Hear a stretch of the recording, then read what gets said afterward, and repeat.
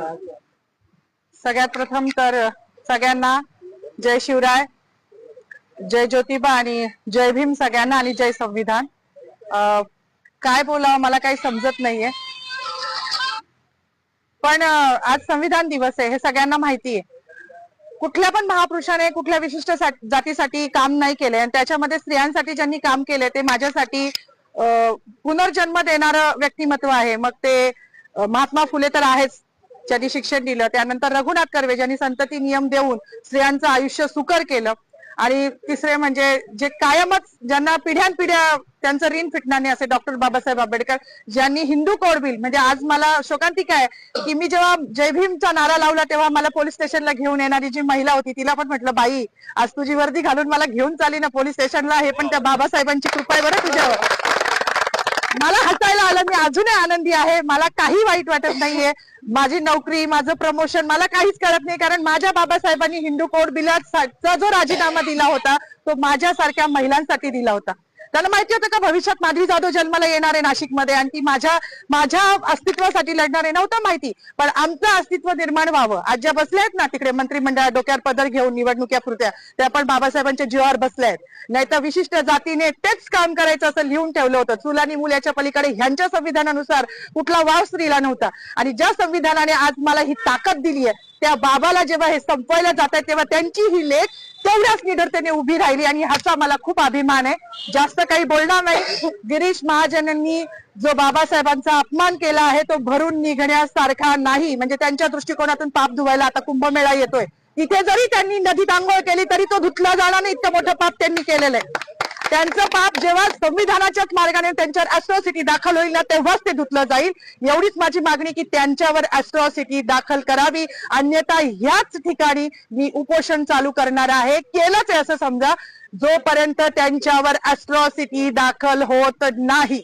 बाकी मला काही म्हणायचं नाही. पुन्हा एकदा जय भीम. डॉक्टर बाबासाहेब आंबेडकरांचा, डॉक्टर बाबासाहेब आंबेडकरांचा, भारतीय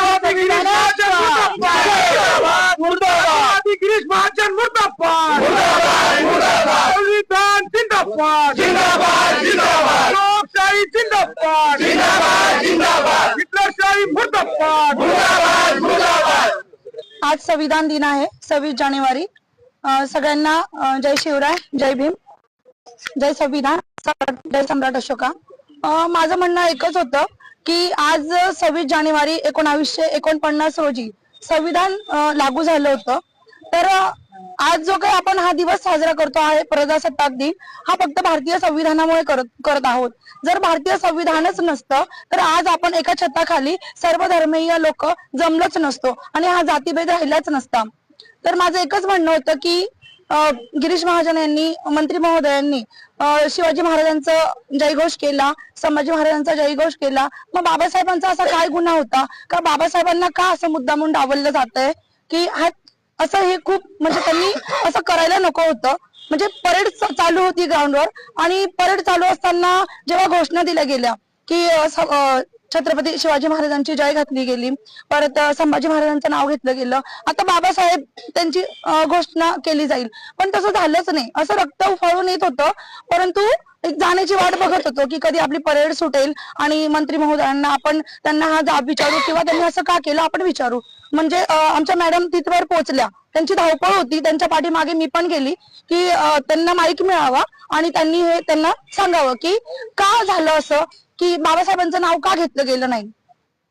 तर मला एकच सांगायचं आहे सर्व जनतेला की ज्या संविधानामुळे आपण आहोत त्या संविधानाचे आपण सगळे रक्षक आहोत. तुम्ही मानलं अगर नाही मानलं तरी सुद्धा हा देश भारतीय संविधानावरच चालणार आहे. आम्हाला मनुस्मृती नको आहे, आम्हाला फक्त संविधान हवं आहे आणि लोकशाही हवी आहे. लोकशाही वाचवण्यासाठी आम्हाला जे करता येईल आम्ही ते करू. आमच्या माधवीताई आणि सौकुर मॅडम यांनी नाशिक येथे गिरीश महाजन यांचं ज्यावेळेस भाषण चालू होतं त्या भाषणामध्ये डॉक्टर बाबासाहेब आंबेडकरांचं नाव न घेतल्या कारणानं जो संतप्त सवाल व्यक्त केलेला आहे, त्यांच्या या भूमिकेशी वंचित बहुजन आघाडी ठामपणे उभी आहे. सुरुवातीपासूनच आम्ही त्यांना सांगितलं होतं की तुमची जी काही भूमिका असेल, तुमच्या अभिव्यक्ती स्वातंत्र्याचं हनन होणार नाही, तुमच्या अभिव्यक्ती स्वातंत्र्याला संरक्षण दिलं जाईल आणि तुमच्या पाठीमागे वंचित बहुजन आघाडी ठामपणे उभी राहील. या संपूर्ण घटनेमध्ये आतापर्यंत सरकारवाडा पोलीस स्टेशनला त्यांना बसवण्यात आलं होतं. का बसवण्यात आलं होतं, कुठल्या ऍक्ट खाली बसवण्यात आलं होतं, त्याचा संदर्भ काय आहे, त्यांच्या अंगावरती वर्दी आहे, त्या सुद्धा या देशाच्या, या महाराष्ट्राच्या कर्मचारी आहेत, सरकारच्या कर्मचारी आहेत. आणि कर्मचाऱ्यांसोबत असं वागणं, याचं नेमकं फलित काय आहे, याचा विचार काय आहे, हे सुद्धा आम्ही या प्रशासनाला विचारतोय. आणि मंत्री गिरीश महाजन यांनी डॉक्टर बाबासाहेब आंबेडकरांचं नाव न घेता जी RSS ची मानसिकता, भारतीय जनता पार्टीची मानसिकता उघड मांडलेली आहे, या मानसिकतेच्या विरोधात हा देश आहे. हा देश डॉक्टर बाबासाहेब आंबेडकरांच्या संविधानानं चालतो.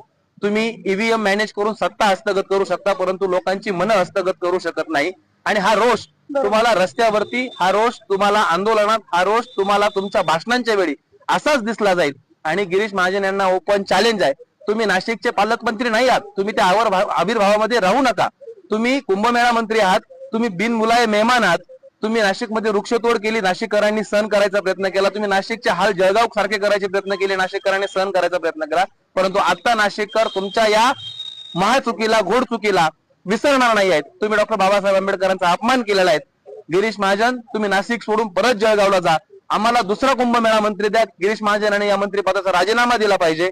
आणि आम्ही नाशिक जिल्हा कायद्याचा बाल्यकिल्ला म्हणणाऱ्या संदीप कर्णिक साहेबांनाही आव्हान करतो की तुम्ही कोणत्याही गृहमंत्र्याच्या दबावाखाली नाही येता, मंत्रिमंडळाच्या दबावाखाली नाही येता. हा तमाम दलितांचा, तमाम आंबेडकरी प्रेमींचा अपमान आहे. या अपमानाच्या ऍक्ट नुसार तुम्ही अनुसूचित जाती जमाती प्रतिबंध कायद्याच्या अनुसार गिरीश महाजनवरती गुन्हा दाखल केला पाहिजे. आणि हीच मागणी या दोन्ही कर्मचाऱ्यांची आहे. आणि या मागणीला वंचित बहुजन आघाडीचा पूर्णपणे पाठिंबा आहे. जर सरकारी कर्मचारी म्हणून त्यांच्यावरती कुठल्याही प्रकारचा दबाव आणण्याचा प्रयत्न केला तर आम्ही हे प्रकरण सरळ सरळ आदरणीय बाळासाहेब आंबेडकर यांच्या कोर्टामध्ये नेऊ आणि तिथून आम्ही न्याय मिळवून आणू. धन्यवाद.